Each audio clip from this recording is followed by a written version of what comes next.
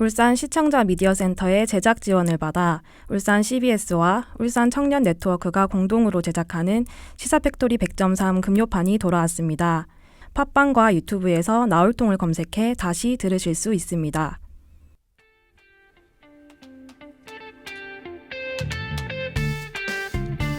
청취자 여러분 안녕하세요. 오늘부터 시사팩토리 100.3 금요판과 나울통 진행을 맡은 엄유빈입니다. 그동안 메인 진행을 맡은 조강래 진행자를 대신해서 청취자분들에게 인사를 드리게 되었습니다. 저번 나울통 음모즈맨 편에서 청취자로 참여한 전혜림 울산 시청자 미디어센터 주인께서 이런 이야기를 했습니다. 저희 방송을 듣다 보면 간혹 너무 어려운 단어 사용으로 집중력이 흐려져 이른바 정린이, 즉 정치 어린이들을 위해 쉽게 설명해주면 좋겠다고 했는데요. 나울통이 청취자 입장을 바로 반영했습니다.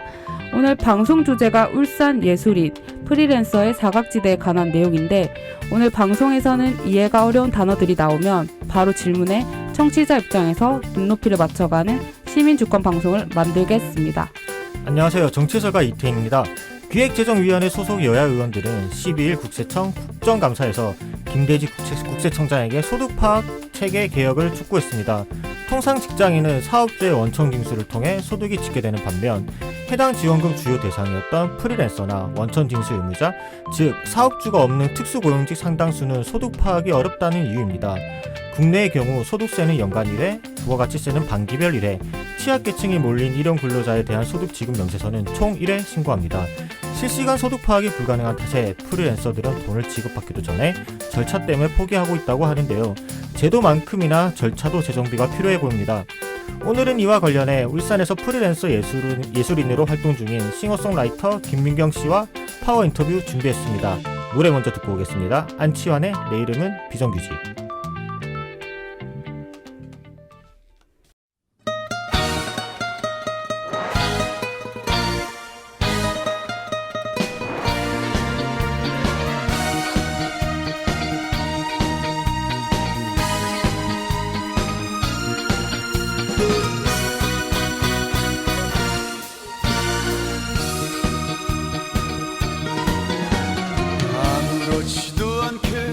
잘릴 수 있어.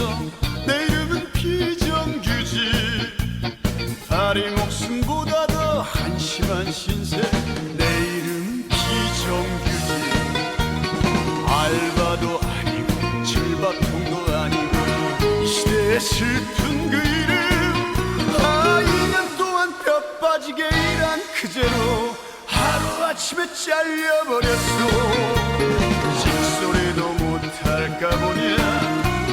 사람 대접받고 살렸나. 내 이름은 노동자다.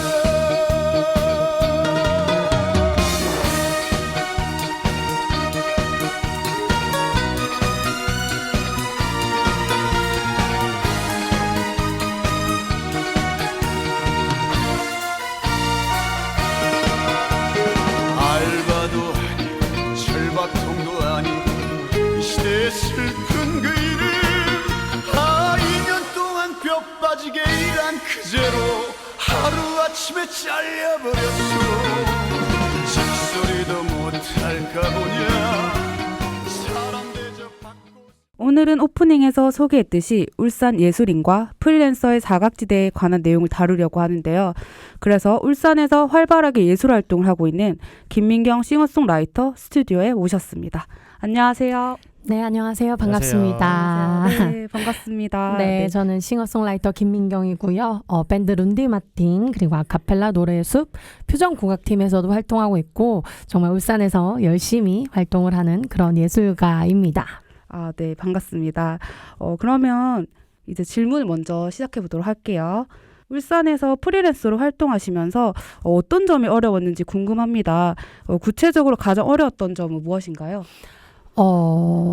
어려운 점도 많고 울산이라서 또 좋은 점도 있는데 꼭 집어서 어려운 점을 얘기하자면 울산만의 예술씬이 처음에 활발하게 이렇게 펼쳐지지 않아서 정착하기가 굉장히 힘들었던 힘들었던 점이 있었어요.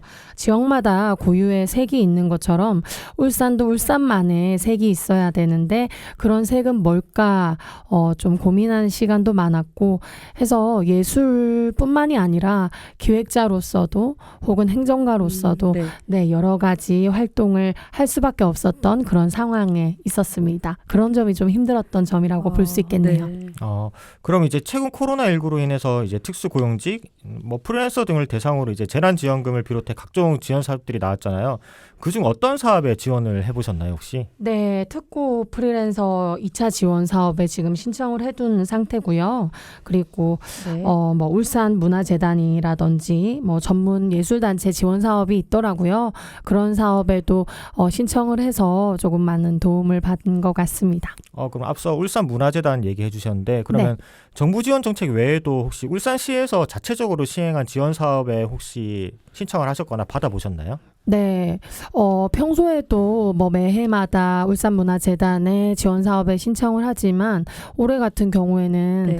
코로나 상황으로 공연자들에게 공연이 많이 없고 그리고 생활고에 많이 시달리는 경우도 많았기 때문에 재단의 지원 사업에 신청을 했었는데 조금 도움을 받았지만 네. 무분별하게 또 지원 사업이 펼쳐져서 정리되지 않은 그런 사업들이 조금 예술가들에게 혼돈을 주지는 않았나라는 그런 생각도 좀 했었습니다.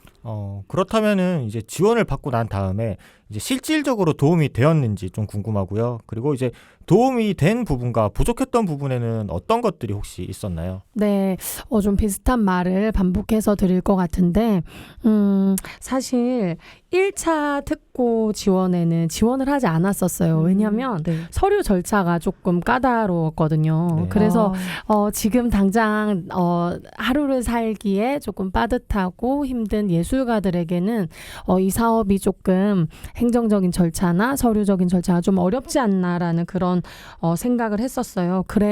그럼에도 불구하고 재단에서 진행하는 그런 사업에는 신청을 했었고 좀 지원 사업을 받기도 했었고 당연히 통장 잔고가 많이 부족하다 보니까 그런 사업에 지원을 받으면 좋기는 했지만 사실 비가 오고 나면은 아주 가뭄이 심하게 든 땅이 막 안속 깊은 곳까지 축축하게 이렇게 비가 스며들진 않잖아요. 네. 마찬가지로 그런 지원 사업이 있다고 해도 예술가들의 그런 좀 힘든 부분이 마음속 깊은 뿌리까지 이렇게 해결될 수 있는 그런 사업의 진행 방식은 아니었지 않나라는 그런 생각을 했습니다. 네, 그러면은 일단은 지원을 받아서 어느 정도는 그래도 조금 도움이 되었다는 말씀이신 거죠? 네. 네, 그럼 아까 이제 지원을 이제 번거로워서 지원을 이제 못했다라는 얘기를 하셨는데 여기서 추가적으로 제가 질문 좀 드릴게요. 네. 코로나19로 인해 그 소득이 감소한 프리랜서를 위해 몇 가지 지원책이 시행되었습니다. 하지만 프리랜서의 노동 현실이 반영되지 않았다는 지적이 있는데요. 프리랜서들은 이제 자신의 이제 소득을 증명하기 위해서 증빙 서류가 과도하게 많을 뿐 아니라 프리랜서의 특성상 노동을 한 시점과 비용을 받는 시점이 다릅니다. 그런데 이 노동 구조를 고려하지 않은 지침으로 수입이 없었음에도 불구하고 지원금을 이제 지원하지 못해서 받지 못한 경우가 있었다고 해요. 결국 지원 대상에 대한 이해가 없는 이 현행 시스템의 문제라는 건데 이 문제에 대해서 공감을 좀 하시나요?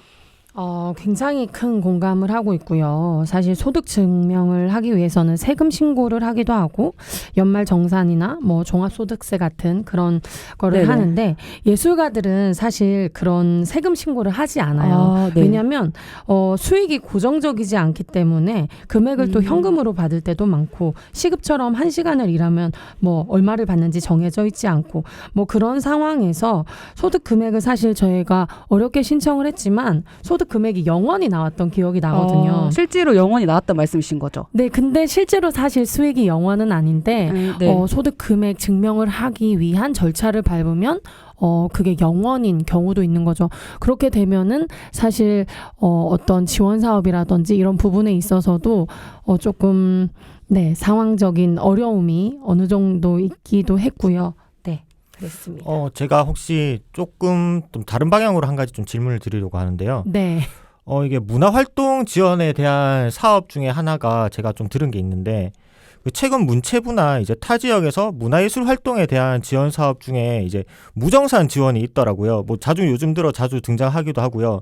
실제로 2천만 원대 사업보다도 이제 200만 원대 무정산 지원이 훨씬 성과가 나타나고 있다고 이제 보고되고 있는 부분이 있더라고요. 네. 혹시 해당 시스템이 울산 지역이나 아니면 중앙부처에서 따로 내려오는 이런 관련해서 좀 필요하다고 생각이 되시나요? 아니면은 어떨 것 같으세요? 네, 사실 예술가들이 뭐 지금 이나라 도움 시스템이라든지 혹은 엔카스라는 그런 지원 시스템을 쓰거든요. 네네네. 정부에서 지원 사업금을 받으면 그걸 바로 현금으로 받는 게 아니라 그런 제도적인 시스템이 있는데 조금 절차가 복잡해요. 뭐 교부 신청을 해야 된다거나 뭐 그리고 나중에는 결과 보고서도 작성을 해야 되는데 그 중간중간에 넣어야 되는 그런 서류적인 부분도 많이 힘든 부분이 있어서 사실 방금 말씀하셨던 무정산인 경우에 2천만 원보다 200만 원의 네. 그런 값어치를 훨씬 예술가들이 사실 소중하게 여기고 훨씬 이게 더 나를 위하고 예술가를 위하는 지원이지 않나라는 생각을 한다라는 예술가들의 의견을 좀 들어봤던 것 같습니다. 네. 조금 샛길로 새서 죄송한데, 네. 다음 질문 진행하시죠. 그러면 그 일하는 사람이라면 그 누구나 실업과 소득 상실의 위험으로부터 보호받아야 되는데요. 그래서 고용보험이 필요한 거잖아요. 근데 고용보험은 노동자가 실직을 하면 구직 지원과 실업급여 지급을 통해 생계를 유지할 수 있도록 지원하는 역할을 합니다.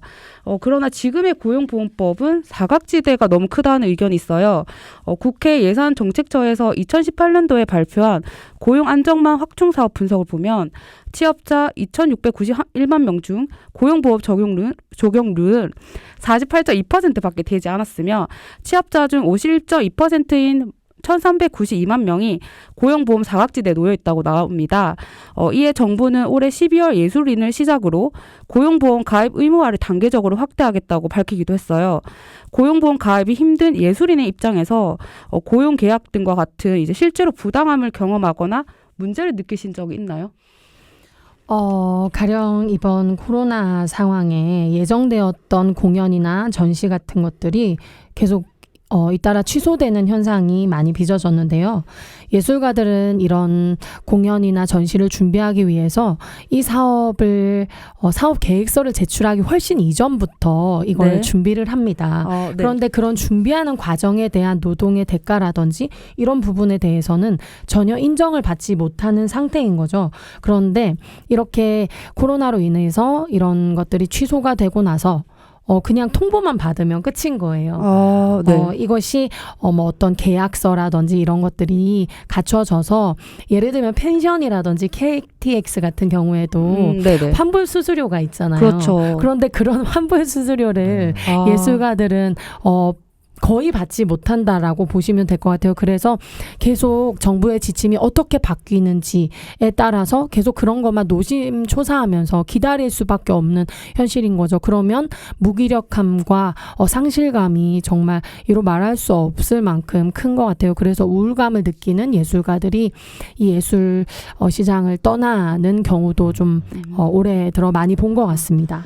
그럼 제가 이제 그 답을 들었을 때 고용보험이라는 게 어찌됐든 법의 사각지대를 보호해주는 건데 실질적으로는 이제 계약이 파기가 되거나 이러면은 그 이외에 보이지 않는 비용들이 되게 많이 지출이 되고 돌려받지 못한다는 말씀이신 거잖아요. 그렇죠. 네.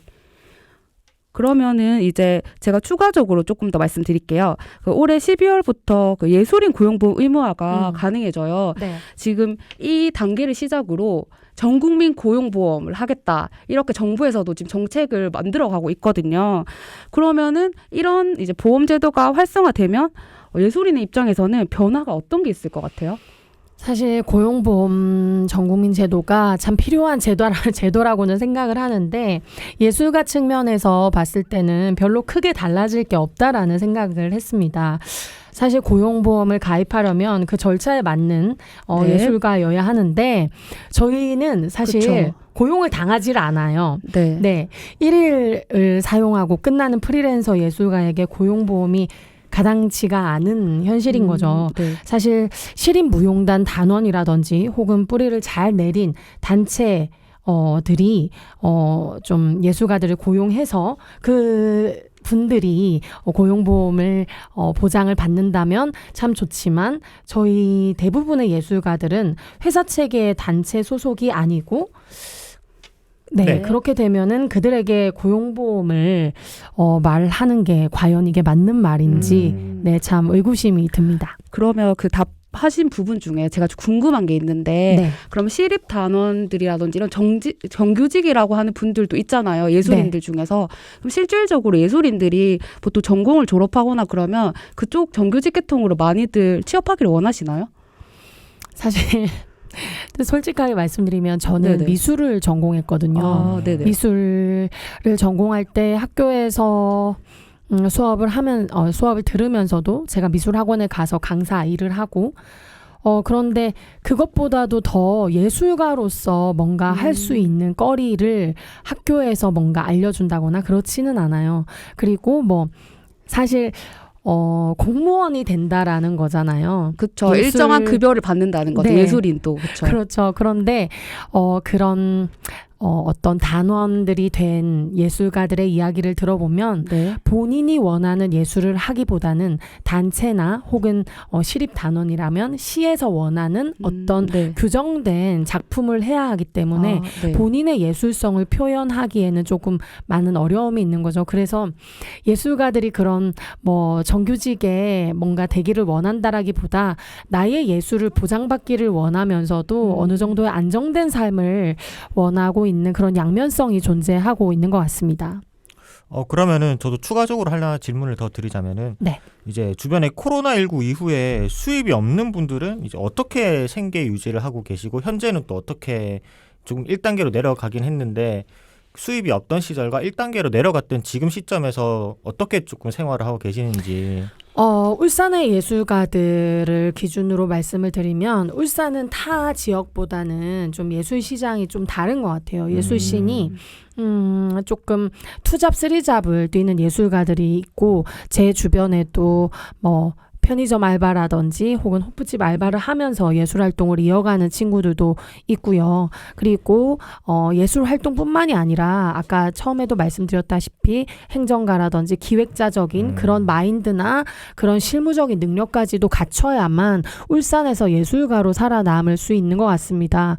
그래서 막 굉장히 막 예술가라고 해서 뭐 굶어 죽고 너무 힘들고 이렇다기보단 스스로 뭔가 이 울산이라는 곳에서 예술가로 살아남기 위한 방법을 계속 강구하고 찾아가는 것 같아요. 저희가 이 코로나 상황에서 마스크 지침을 지킨다거나 혹은 사회적 거리두기를 하면서 문화예술 활동을 즐기는 것처럼 내 예술가들도 이 상황에 맞춰서 발빠르게 대응을 그래도 하고 있지 않나라는 생각을 하고 있습니다. 네. 네.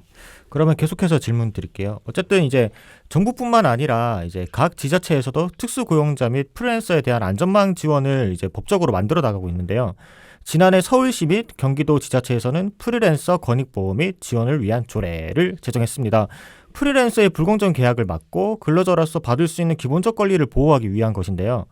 이제 더 나아가 최근 성남시가 지자체 가운데 전국 최초로 프리랜서와 배달라이더, 대리기사와 같은 플랫폼 노동자들의 권익 보호를 위한 이제 일하는 시민을 위한 조례라고 해서 제정을 추진하고 있어 더욱 눈길을 끌고 있는데 이처럼 울산시 고용보험 소득 파악의 사각지대에 놓인 특수고용자 및 프리랜서를 위한 대책 마련에 적극적으로 나서야 한다는 주장이 있습니다. 울산시 또한 이에 대해서 어떻게 혹시 생각하시나요? 울산시에서 진행하는 라운드 테이블, 포럼, 워크샵 이런 네네. 것에 좀 많이 참여를 해봤는데요. 사실 수박 겉핥기식에 불과하더라고요. 네. 뭔가 거리 활성화, 거리 문화 활성화 뭐 이런 포럼에 가거나 뭐 이렇게 해도 진짜 실제로 그걸 담당하는 사람들이 이 거리 예술에 대해서 잘 모르고 네. 그리고 사각지대에 놓인 어떤 사람들에게 뭐 권익을 보호한다라고 얘기를 하는데 네. 예술가 10명의 이야기를 듣고 그 사람들의 뭐 예술씬을 이렇게 보장하겠다라고 얘기할 수는 없잖아요. 네. 정말 이 사각지대에 놓인 사람들의 어떤 이야기를 듣고자 한다면 정말 그런 자리를 수시로 만들고 그리고 소통이 안 되면 더 소통하려고 노력하고 그런 자세가 필요하다고 생각하는데 그냥 이렇게 사진 한번 찍고 그렇게 했다라는 네. 기사만 내면은 그냥 그게 다인 것처럼 보이는 경우가 많았던 것 같아요. 그래서 아쉽다라는 생각을 많이 했습니다. 울산시에서 정말 그런 조례를 네. 만들려고 한다면 무수히 많은 경우의 수가 있는 프리랜서들에게 훨씬 더 많은 관심을 쏟아야 된다라는 생각을 하고 있습니다. 그럼 실질적으로 현장의 목소리나 이런 예술인들이 직접적으로 뭐 TF팀이라든지 뭐 만드는 게 좀 중요할 것 같은데요. 그런 부분에 있어서도 만약에 지원이 된다고 하면 예술인에게도 좋지 않을까 생각이 듭니다. 네. 그럼 이제 조례 제정에 관해서 이제 시의원이나 시청 어떤 담당자와 혹시 그런 얘기에 대해서 나누신 적이 있으세요? 얘기를 뭐 특고나 프리랜서에 대해서 이제 어떤 지원 정책이 필요할지에 대해서 특고나 프리랜서 지원에 대한 이야기는 해본 적은 없지만 네. 거리 예술 활성화에 대한 이야기를 몇 번 해본 적은 있어요. 그런데 실제로 시의원분들이라든지 실제로 이걸 담당하는 부서에서 정말 버스킹이 어떻게 진행이 되고 어떤 사람들이 이곳에 서는지 잘 네. 모르는 경우가 많은 거죠.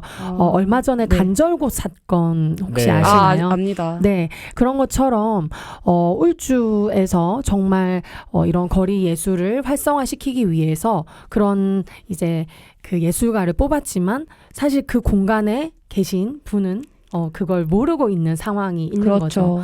정말 예술가들이 설 수 있는 자리를 만들어 주고 싶다면 정말 이렇게 많은 분들에게 이렇게 좀 알게끔 하는 자리를 확실하게 제도적으로 조례적으로 이렇게 만들 수 있는 그런 네.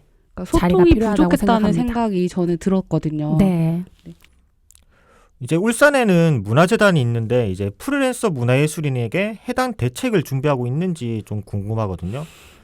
올해 코로나19 사태로 굉장히 다양한 예술가들을 위한 재단의 프로그램들이 많이 생겼어요. 그리고 그런 거에 예술가들이 많은 혜택을 보기도 했지만 사실 좀 처음에 사업이 발표되고 그리고 그 사업에 선정이 되고 다시 그 사업에 그 선정된 사람들이 이 사업을 들으러 가면은 처음에 이 공고와 많이 달라진 경우가 있었던 거예요. 네. 그래서 굉장히 혼돈이 된다, 혼란스럽다라는 말을 하는 예술가들을 봤어요. 그래서 조금 지원에 대한 건 참 좋지만 좀 더 많은 정리와 해결이 필요하지 않나 생각했습니다. 그럼 혹시 뭐 문화재단에서 하는 지원 사업 말고도 혹시 청년센터나 이런 곳에서 받은 지원 사업도 있으신가요, 혹시? 사실 청년센터에서 예술가들을 지원을 하기도 하는데요. 네. 행정적인 절차가 조금 많이 까다로워서 네. 예술가들한테는 조금 적합하지 않다라는 이야기를 하더라고요. 네, 네. 사실 훨씬 더 예술가들한테는 예술가들답게 또 주거나 환경이나 이런 부분에 관심 있는 청년들에게는 그거에 맞는 이제 어떤 사업이 돼야 된다고 생각하는데 모두에게 똑같은 형태의 사업이 진행이 되다 보니까 예술가들은 아무래도 프리랜서다 보니 당장 내일 공연이 잡힐 수도 있는 거거든요. 네. 그런데 워크숍을 꼭 참여해야 된다. 네, 맞아요. 이때가 아니면 절대 안 된다. 네. 이때까지 몇 페이지 분량의 어떤 것을 해야 된다. 음. 사실 예술가들에게는 본인이 느꼈던 어떤 감흥으로 곡을 하나 만들어 주세요. 라든지 시를 한 편 써주세요. 라든지 이런 식의 어떤 결과 보고서 형태의 행정적 절차도 조금 적합하지 않을까라는 생각을 했었습니다. 그러면 이제 마지막으로 그 청취자분들에게 한 말씀 부탁드릴게요. 네, 예술인들 그리고 사각지대의 특수고용자 및 프리랜서에게 고용보험 정말 필요하다는 생각은 합니다. 하지만 만들려면 정말 제대로 만들어야겠다라는 생각을 하고요. 처음 말씀드린 것처럼 지역성이 고려된 정책이 제안되어야 된다라고 생각을 합니다. 그렇게 지원이 된다면 저는 얼마든지 열심히 참여할 의사가 있고요. 정말 좋은 그런 울산 그리고 예술씬이 형성되기를 바랍니다. 네, 싱어송라이터 김민경님 오늘 출연해 주셔서 감사합니다. 감사합니다. 감사합니다. 네.